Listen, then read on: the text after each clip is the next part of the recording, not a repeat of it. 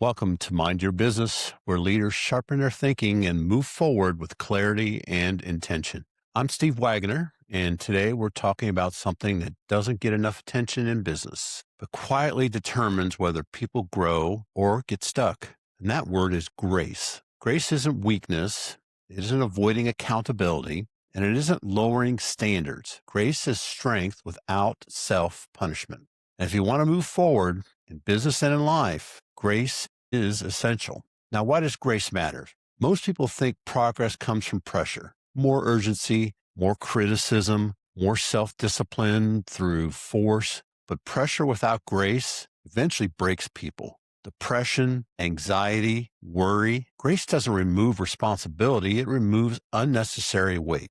Without grace, the mind becomes rigid, and rigid minds struggle to adapt, learn, or innovate.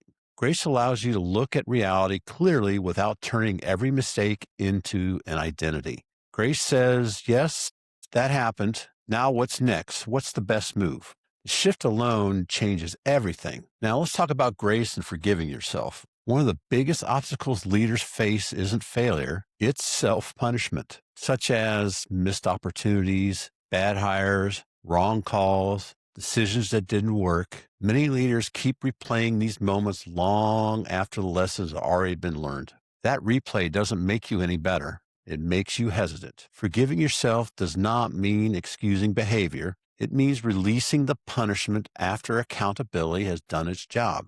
Punishment feels responsible, but it keeps you stuck in the past. Grace allows you learning without emotional debt.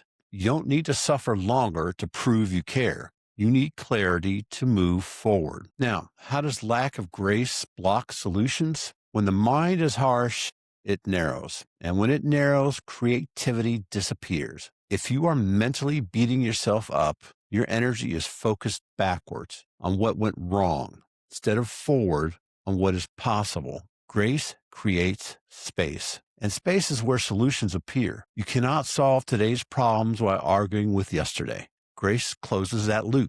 It allows the mind to say, hey, I've learned what I've needed to learn, and now it's time to apply it. That's how progress resumes. Now, here's an example of grace in business leadership. Grace matters deeply in leadership, especially under pressure. Leaders without grace hide their mistakes. They deflect blame. They create fear, and they drain the teams that work for them.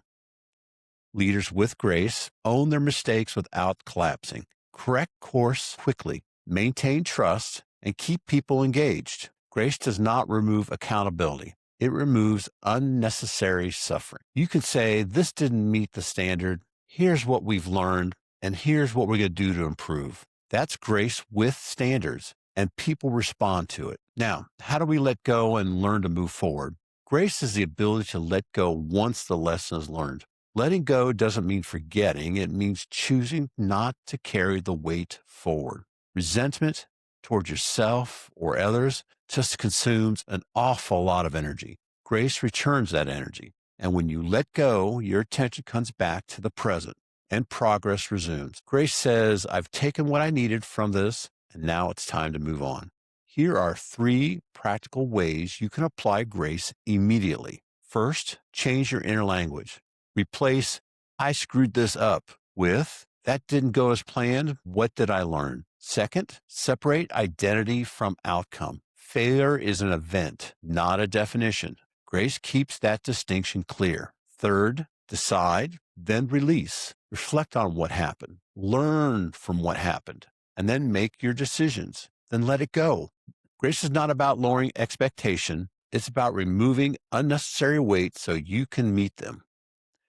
You don't move forward by dragging yesterday behind you. You move forward by learning, then releasing. Grace allows you to forgive yourself. Let go of what no longer serves you and step into the next decision with clarity.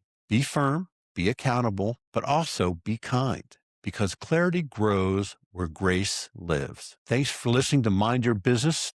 If this episode gave you permission to stop punishing yourself and move forward, share it with someone who needs it. And until next time, let go, move forward, and keep your mindset strong.